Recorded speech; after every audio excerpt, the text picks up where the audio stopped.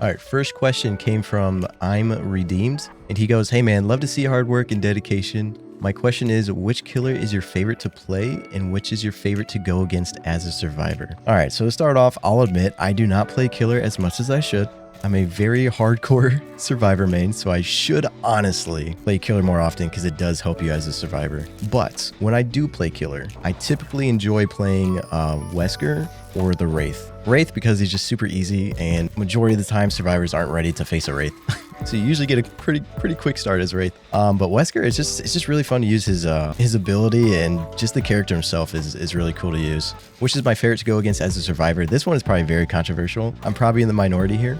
Favorite killers to go against are Blight, Wesker, and Huntress, which I feel like the majority of answers I hear are those are like the worst killers to go against besides Wesker. So I'm curious to what do you guys think? Like, who do you enjoy going against the most? All right, guys, moving on to the next question that you guys gave to me. So this is from Played Alive, and they ask, what are some of the best perk lineups to run for Survivor? And honestly, guys, this is such a tough question to answer because there's just so many variants. There's so many different play styles. So I'm going to give you what my best overall beginner build would be. Like if you're a beginner, or if overall you're just trying to look for something that kind of completes all the aspects in Dead by Daylight. And I think I made a video on this. So in the YouTube video, I will leave a link down in the description below so you guys can go to that. But what I think the best overall beginner build is, starts with Deja Vu, which gives you the auras of the 3 closest gens to each other, which really helps with map layout. Like if you're confused on trying to find gens, this perk will really help you, 1, be able to find those gens, and 2, help your team not 3-gen and kind of just ruin the end game for you. The second perk would be Sprint Burst. This is probably the strongest perk in my opinion for a beginner, because when you're first playing and starting out in this game, you're not gonna be good at looping. You're not gonna be good at getting away from the killer. So you might as well use a perk that kind of gives you that advantage right from the get-go. That's exactly what Sprint Burst does. The third perk, again, this is extremely helpful. I'm using it right now. I'm still using it, and I'll probably use it maybe forever. But the third perk is called Windows of Opportunity.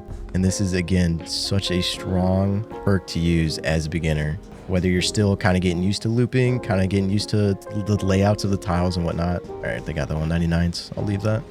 Windows Opportunity is just such a strong perk to have in your arsenal. And then the last perk of the best overall beginner build would be Resilience. Hands down, I believe Resilience is the greatest overall perk you could have. I mean, you get 9%. Is it 9? Is it 9%? I think it's 9%. We'll go with 9. You get a 9% speed increase to healing, gen repair, vaulting windows, vaulting pallets, opening the gates. It gives you so much speed. It's just all around the best perk in my mind. So our next question was from Zelda Scary, and they asked, what is a fun killer to stick around with? I have tried several, my favorites being Pyramid Head and Pinhead, but after a while they seem to drag. So for me, honestly, it's a little bit of a tougher question since I don't play a lot of killer, but I'll try to put myself in your shoes. Honestly, it really depends on your play style, what killers you enjoy playing with. So what I mean by that is, like, right now you play Pyramid and Pinhead. So it looks like you kind of like somewhat ranged killers because they both have like ranged attacks. So you can always try like Deathslinger and Artist. Like if that's what you kind of like sticking around, I would try those killers. But at the same time, maybe even trying killers that are completely opposite of your typical playstyle would kind of keep you interested. So like someone like Trapper, you have to be very strategic. So just like switching up your playstyle might help with things not being as dull and you not getting as bored as often. In the grand scheme of things, just kind of do what you enjoy, what you have fun with. Don't even worry about whether or not you're good at the killer at the beginning. All right, next question is from Poorly, and they ask, what brand of toothpaste do you buy? Well, Poorly, I use Crest 3D White, so there you go. Thanks for being concerned about my hygiene. I appreciate that. All right, next question came from Lydia, and Lydia asks, if you could add any new killer to DBD, who would you add? And I think hands down, and I feel like this is everybody's answer, hands down would be Jason Voorhees. I just feel like his vibe and his style would match so well with Dead by Daylight. I know it's probably never gonna happen, but if it did, that's who I'd want. All right, so the next question comes from Pup Buck, and they asked, if you got pulled into the game, which map and killer would you fare best against? And they also asked, what's been the best part of building your community? So the first part to that question, what map and killer would I fare best against? I would say Coldwind, probably because I'm from the Midwest. So I'm used to having cornfields around me. So I feel like I'd be very familiar with the layout. And then honestly, I'd probably have to say Trapper. I don't know what else. I just don't know what other killer I could really run up against besides a Trapper. And I feel like I'd be good at like avoiding their traps, you know? I feel like I'd have some pretty good eyesight. And would I be able to jump over the traps, you know? Like, or am I stuck to like, I can only play how you play in DBD? Because we're talking about real life. I'm jumping over those traps, like easily. No problem. No problem. And then for the what's been the best part of building a community? Man, that's such a good question, because I'd have to say just like seeing the growth and the friendships that have been made with people in the community. Just seeing like not only just within the community, but like outside in like real life, like people have actually like met each other in real life. You know, I've hung out and been friends. Like that part is amazing. Even some people are even dating. I have someone who met each other through the community and are now dating, and they've been dating for like a year now. So I thought that's like really cool. That's probably like my favorite part, is just seeing the relationships that are being built in your community. The next question is from Eddie, and he asks, if you could come up with one perk and add it into the game, what would it be and what would it be called? Oh, this is such a good question, and I think I have an amazing answer for this. So if I could add a perk in DBD, I would call it Phantom Steps.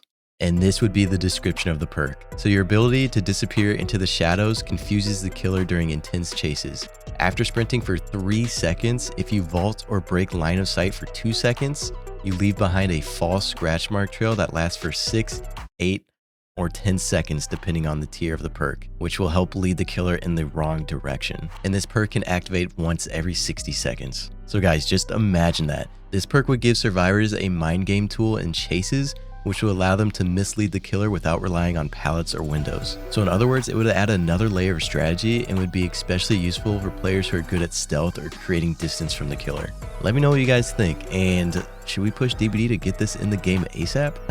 Alright, so Christine asked, if you could pick 3 other survivors to join you in the fog in real life, based on perks, who would they be and why? Alright, so this is a really, really good question. I had to take a lot of time to kind of like mull this over, but I think I have a pretty good layout of who I'd want with me. And I know this is going to be very controversial, but here we go. Alright, so to start off, I would bring up Bill. And the reason is because Bill's borrowed time is essential because it grants a safety net when saving teammates from the hook, which would allow us to take an extra hit without going down. And in real life, having someone with a clutch rescue ability like that would be invaluable, not only for protecting the group, but also making sure no one gets taken out right after a rescue. All right, so the second survivor will probably be very opinionated. You guys will probably not agree with me, but here goes nothing. So the next survivor would be Felix. And the reason is because Felix boosts healing and unhooking speed based on how many teammates are injured. So if things are getting really dire, Felix can step in and kind of heal the group faster when it matters most. So his Desperate Measures perk adds flexibility to heal more efficiently, even without a self-care from Claudette, which to me would be invaluable in a real-life fog situation.